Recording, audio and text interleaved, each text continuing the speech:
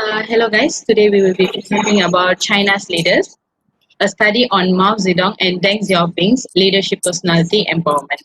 So before we start, I would like to introduce myself. My name is Elil, daughter of S.Ganesaraja, and my matric number is 259269. My name is Fauzi, 259456. I'm Mohd Shahredza with Ridhwan, 262906. And my name is Muhammad Iskandar Zulkarnain, 263560.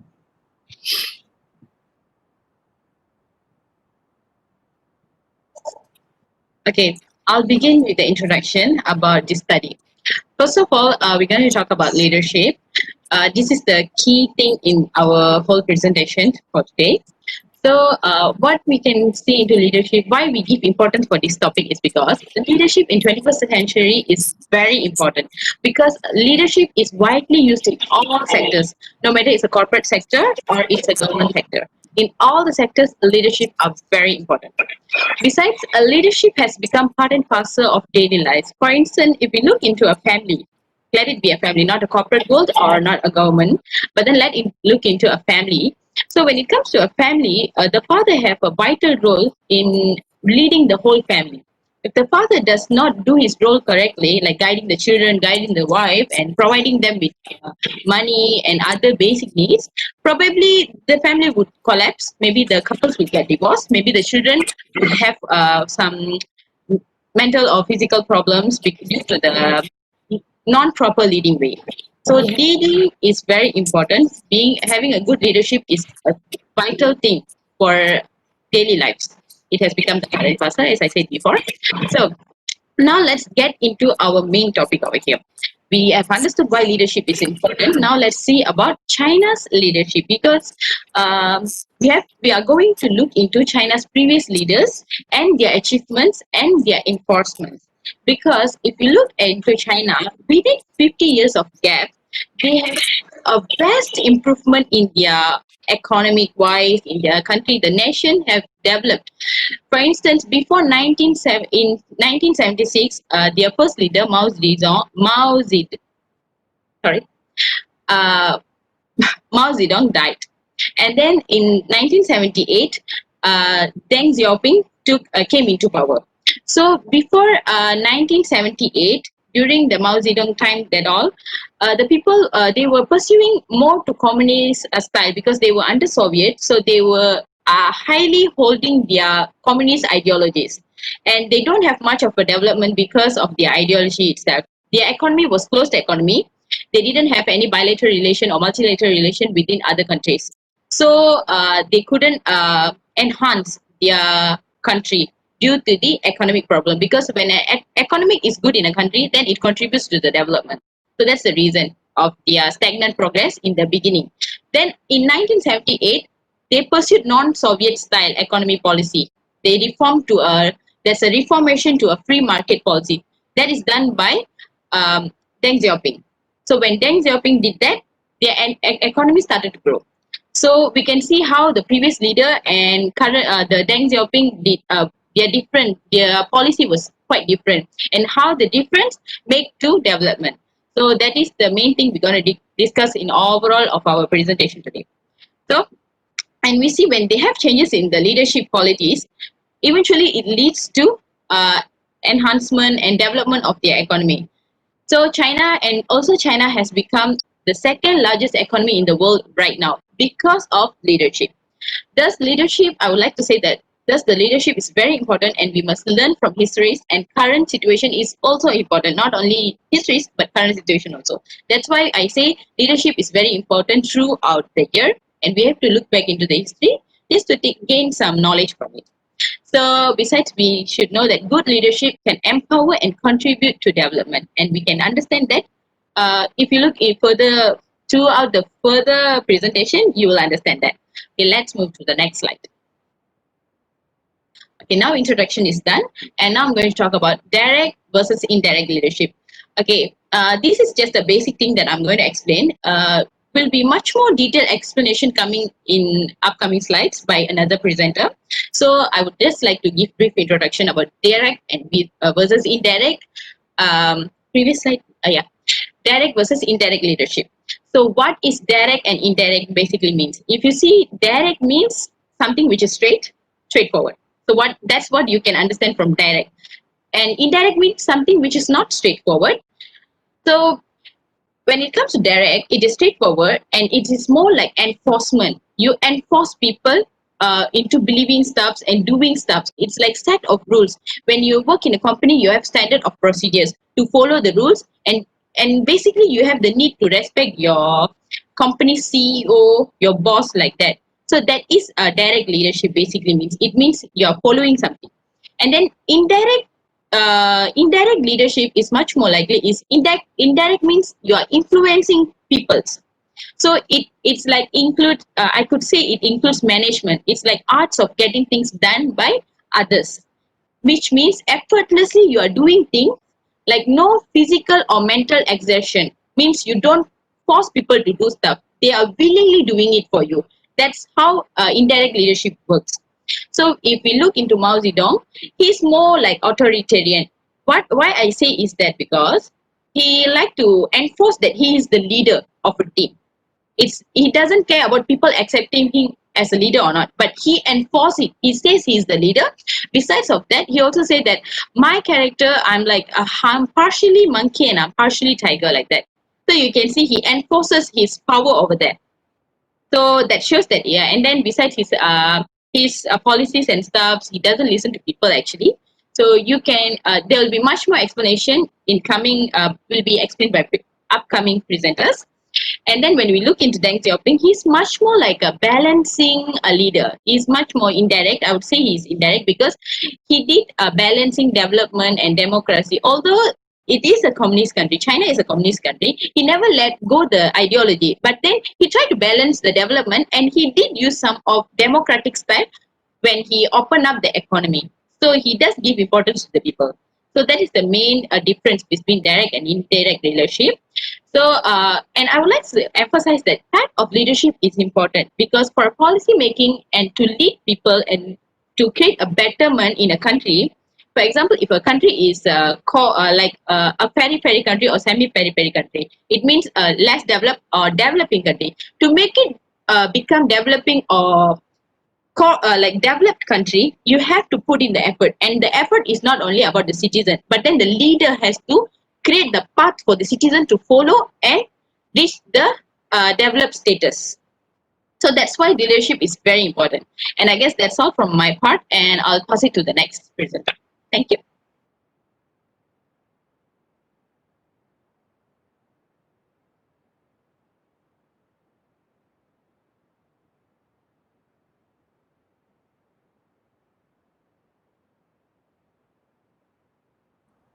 Okay, sorry. So in my part, I will explain about how Mao Zedong and Deng Xiaoping rise into power. Okay, first of all, we're gonna took a look at Mao Zedong. Okay, Chairman Mao, or known as Mao Zedong, was the Chinese radical who was the architect of the People's Republic of China. He governed the formation of in 1949 until his passing in 1976 as the chairman of the Communist Party in China. After China emerged as the most populous country in the world of insurrection and embarked on the journey of a trade and industry growth and communal reform, Mao Zedong employed a crucial position in history of the nation renaissance. The child of an ex-laborer who had a rich turned out to be from a rich farmer, Mao Zedong was born from a village of Shaoshan in Hunan. He raised up in an atmosphere which only preparation for possession records and account was valued as education. Mao Zedong taught his family to pursue his study at an elementary school in other district, later continue high school at Changsha, district capital. Here, as conveyed by such partisan and the nationalist revolutionary Sun Yat-sen, Mao Zedong approached into the interaction with new thought from the West. His first brief military encounter at least reinforced his childhood respect for army leaders and achievement. His idol comprised not just the prodigious warrior emperors of the Chinese, but also, nevertheless, Napoleon. Mao Zedong finished 6 months as a soldier, enlisting in a Revolutionary Army unit in Hunan, though he certainly had not yet clearly understood the notion that political power rises from the barrel of a weapon. As he later put it, his first brief military encounter at least reinforced his childhood in army perspective. In Jiangxi period focuses on establishment of the Jiangxi Soviet in part of the region in Jiangxi in November of 1931 with Mao as a leader. The common opinion in the past years of the Soviet Jiangxi, Mao Zedong operated to a significant figurehead with slight political influence, especially in military matters.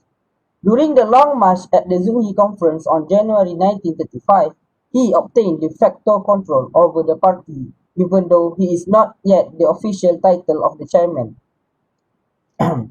Mao Zedong pastoral journey, which was to be remarked by a revived unified front against Japan with nationalist Mao increased to almost-struck party dominance.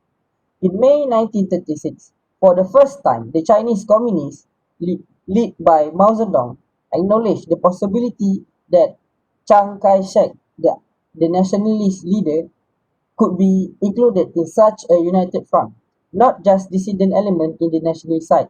The standing of a new unified front between the communists and the nationalists had been practically agreed by the time when Japanese start their attempt to conquer all part of China in July 1937, and the formal agreement was declared in 19 September 1937, and Mao said that the Chinese uprising was part of the global working class revolution focused internally against colonialism.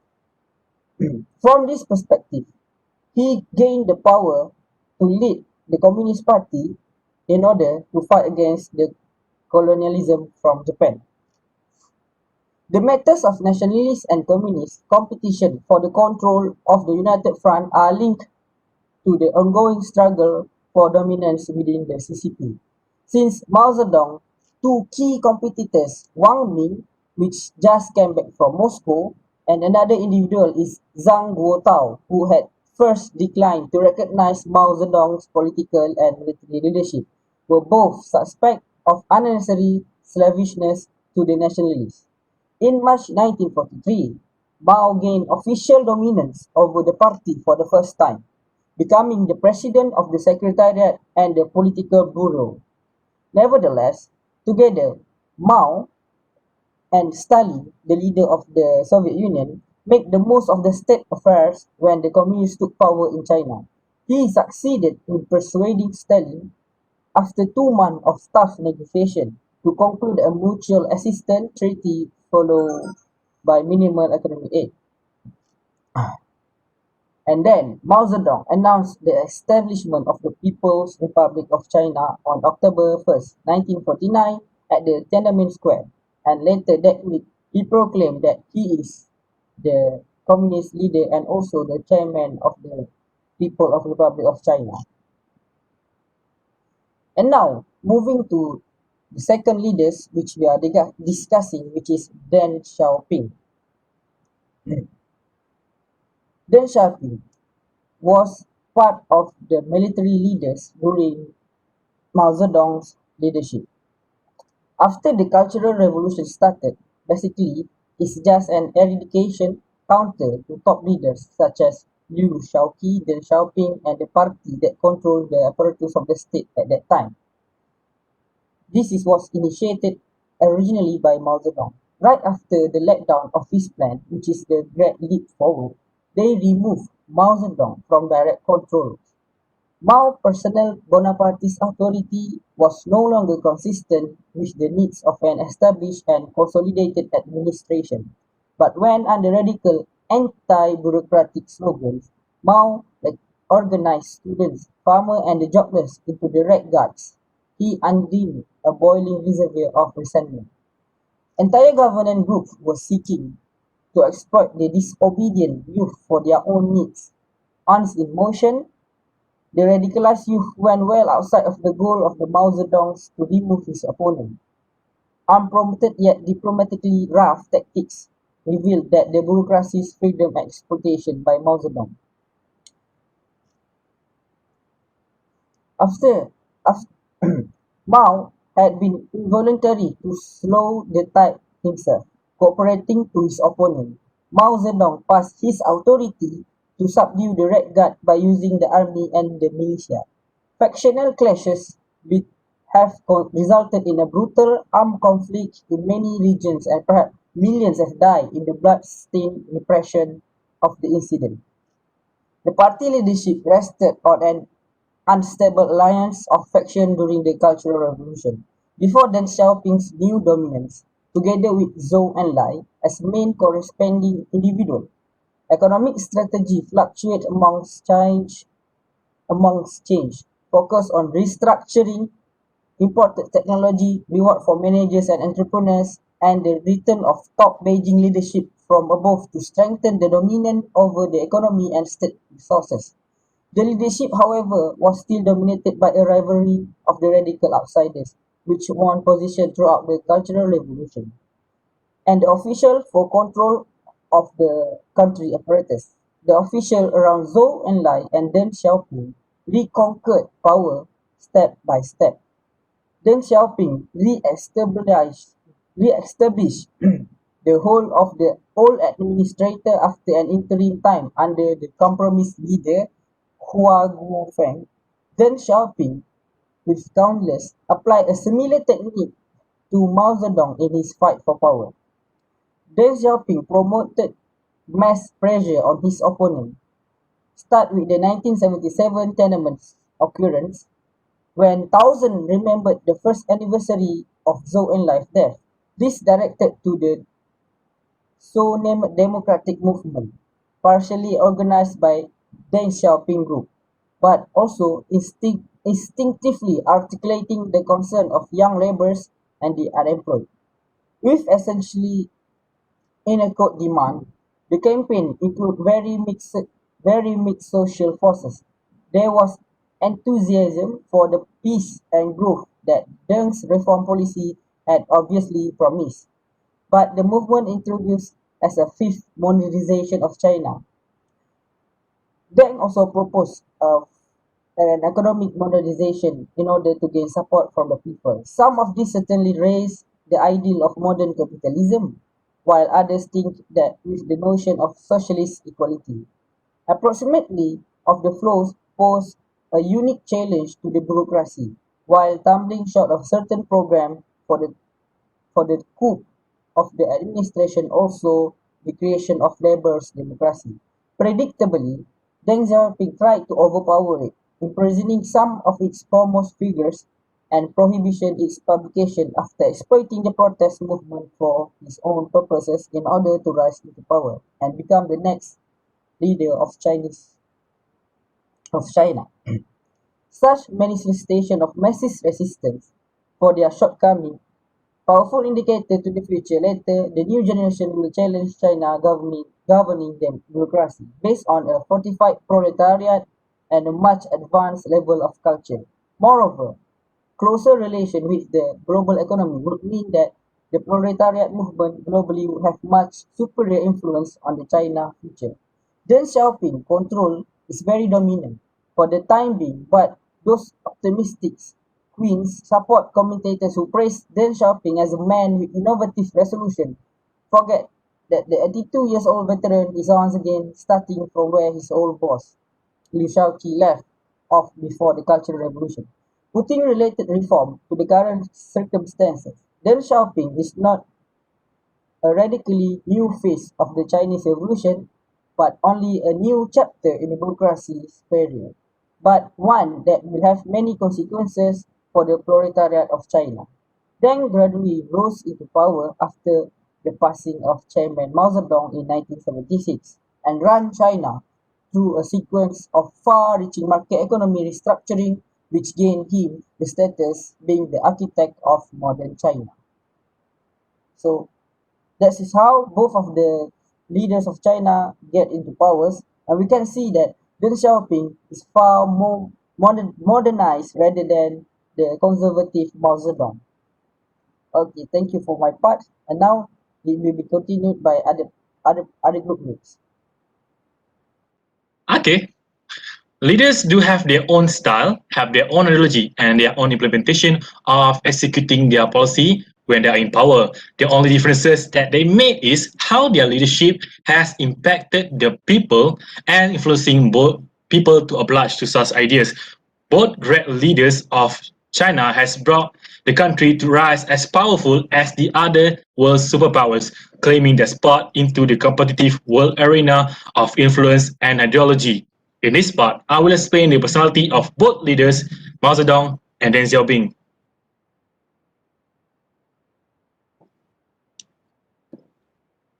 People said that past experience can shape someone's personality entirely, and these both leaders is the example of the word, as their personality and policy was shaped through their past experience before they rise to power. Mao was born and grew up with much political, social, and cultural change throughout his early years. He also witnessed the revolution in 1911 that showed the power of imperialism that caused much effect to China, witnessed the already weakening Qing dynasty in which he participated in too. Witnessing through the Sino-Japanese War, fighting in the mountains of Jiangxi through the assault of Kuomintang and the occupation of the Japanese army afterwards, those experiences had shaped the way of thinking of Mao Zedong and his ideas of not accepting the idea of imperialism that only caused more potential turmoil and gave suffering to the people of China. Besides trying to centralizing the idea of decision-making power and succeed at it, Mao has also tried to create his personality cult. The evidence of this statement can be seen when Mao was publishing what was called as the world's second most published book, the Little Red Book, during the famous Cultural Revolution in 1964 until 1976. This book can be perceived as the keystone to Mao's complex personality cult. It was said that 1 billion copies circulated in the Cultural Revolution. The population poured over it in a daily session. Illiterate farmers memorized chunk by heart. In these words, it can be seen that Mao's influence on his personality cult has won over the hearts and head of people who agreed and supporting him and his ideas of communism. This shows that he also became a symbol of socialism and how powerful it is as a symbol of equality and gave hope and fights for the workers' class, which the capitalist leader wouldn't do. During his time as the president of China, Mao Zedong was worshipped like a god from the perspective of Chinese that really gave ways to nation development through his magical idea. Mao did not like that, especially when he's bracing the importance of people's voice over anything. Mao commented on the speech of Edgar Snow in the Cultural Revolution that Chinese has gone too far into his ideas, praising him and raised his ideas like a part of their religious thoughts. Mao expressed that there should be time for personality cult, the situation that show how the follower worship the leader as the human nature of desire to be worshipped and to be worshipped. It showed that Mao's idea of leaders and followers really show his style as what characters of leader he is. His charismatic ways of leadership was based on his idea that a leader should be praised until the core of narcissism, giving the idea that the leader the power of command and not to be vulnerable.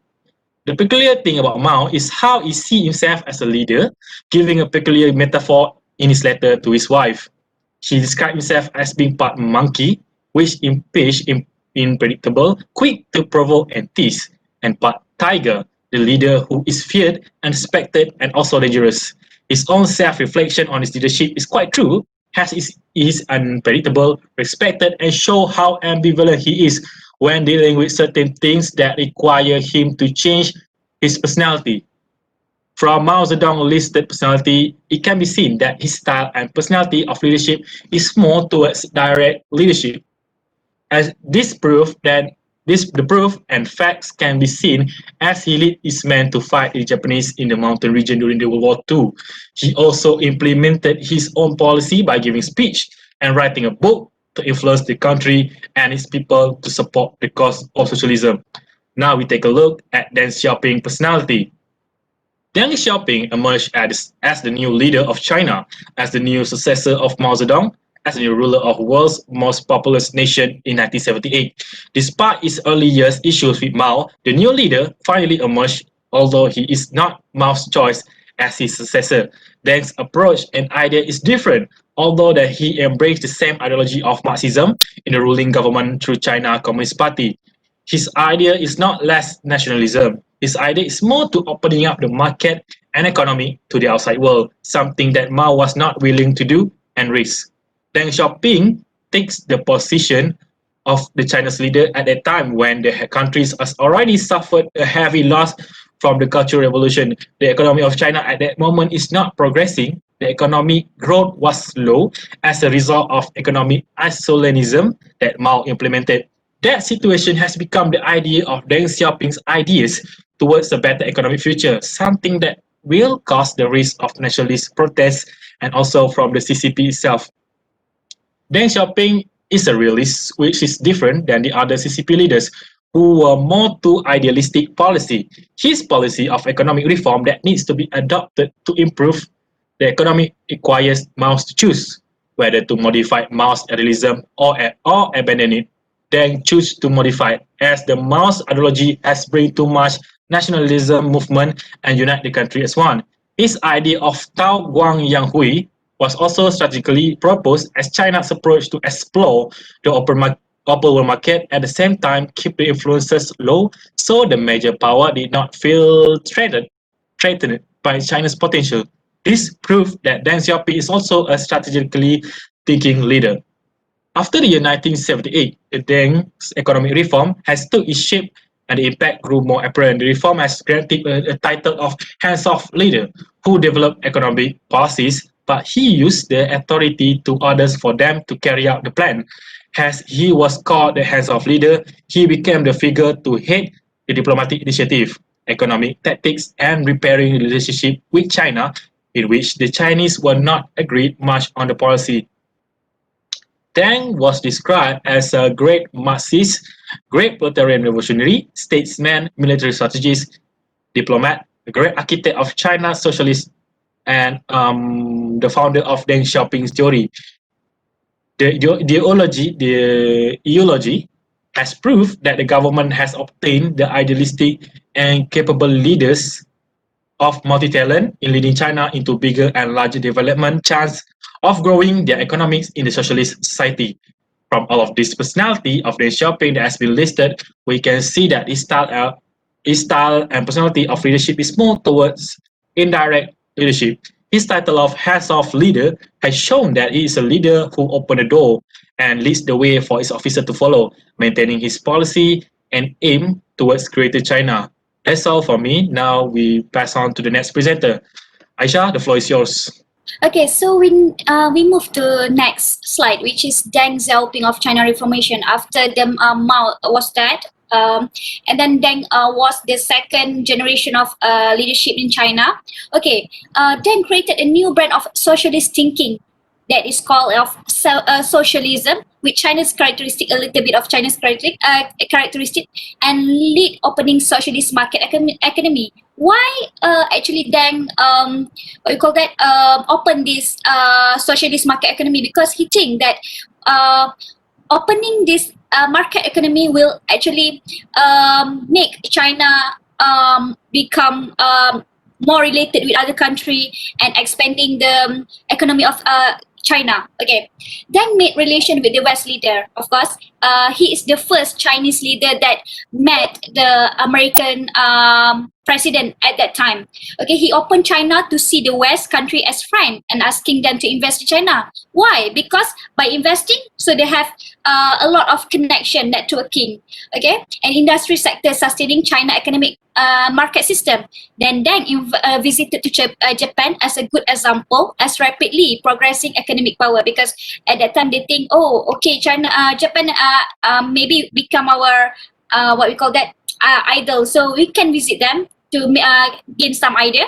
Okay, and then China implemented a new system calling as one country, two system for Hong Kong and Portugal. For political system, China holds directly to two countries, but for economy, China give full authority to two countries as the center for business. Then program of reform calling Gauge Kaifang, which is reforms and openness. Okay, what is actually this Gauge Kaifang, which is a reform and openness? Its goal is improving relation with outside world, because before that China is actually not too open to other country. So by making this reformation, China is more what we call that, have networking with other state.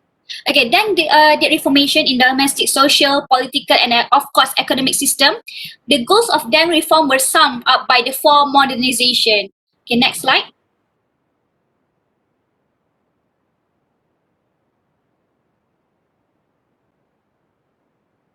Okay, what is the four modernization? Which is the number one is agriculture, number two industry, number three science and technology, and number four military. Okay, by making of this four type of modernization, then think that by making this will lead China, will modernize China in opening their market to other country, and making like one child policy, which are called regulated the most comprehensive family planning initiative in the world, the one child, because one family only has one child. Okay, then he introduced autonomous economic management and reasonable and scalable long-term planning. In what we can see, the differences between Mao and Deng is Mao is actually direct leadership, and Deng is indirect. Mao, it seems like we can see that he is like forcing people to obey to his rule, but Deng is more focused on economy, how to make China rise. Okay, that's all. Thank you.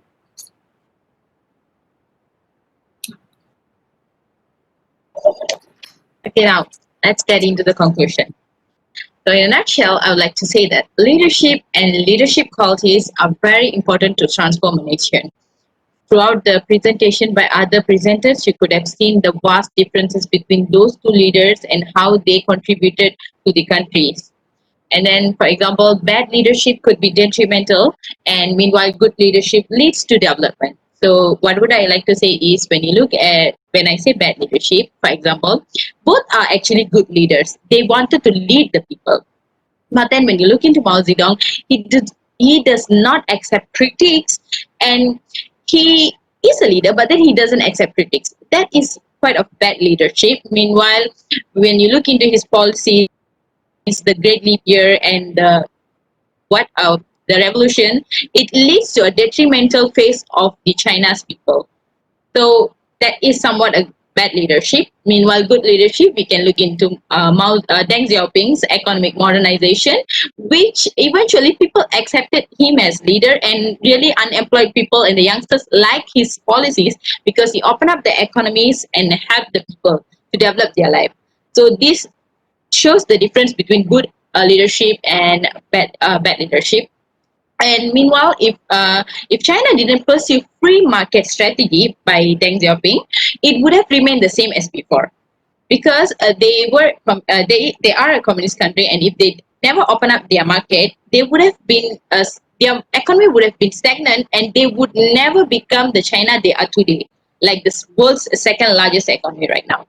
So actually, I would like to say Deng Xiaoping contributes a lot to China's economic development, and he had good leadership qualities. It's like I would like to say that people always nowadays, currently, if we look into China, people always bragging about Xi Jinping alone. It is not actually enough to talk about Xi Jinping only, because the history is important. When we look back, if Deng Xiaoping did not open the free market economic trades between other countries, China would have never become what it is right now. And everyone should be able to develop good leadership qualities to contribute in different sectors. Because if you see, leadership is everything right now. If you don't have good leading qualities, for example, we can see from Mao Zedong, it would be detrimental. I would like to emphasize more that it would be detrimental. So I think we have give great explanation about different types of leadership and how it contributes and how effective it is throughout our presentation. And thank you. That's all from us.